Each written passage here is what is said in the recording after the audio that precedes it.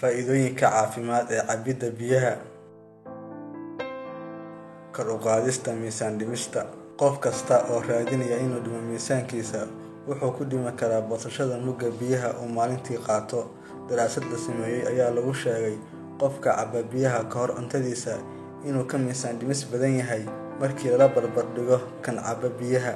Cabidda biyo dheeraad ah waxay kaa caawinaysaa inaad qaadato cunto yar adigoo aad dareemaysid inaad dhergsan tahay.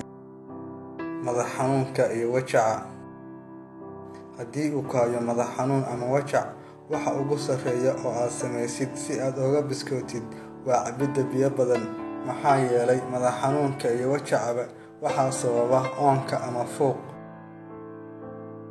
Ka hortagga kansarka. Xiidmaha caloosha oo aan helin biyo ku filan waxay keentaa kansarka xiidmaha.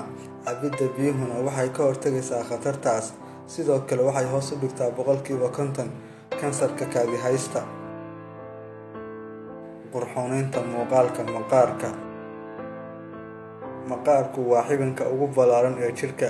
Qaadasho biyo fara badan oo joogto ah waxay qurxoonaysaa midabka asalka ah ee qofka iyadoo dhisaysa unugyo cusub. Ka hortagga cudurrada biyo yaraanta. Xanuuno badan ayaa la xiriira mugga biyo qaadashada qofka, sida lab qarar, wajaca, gaaska, boogaha caloosha iyo kuwo kale, waxaana looga hortagi karaa cabidda biyaha oo hab suuban ah oo joogto ah. Bannaanka u tuuridda wasakhda.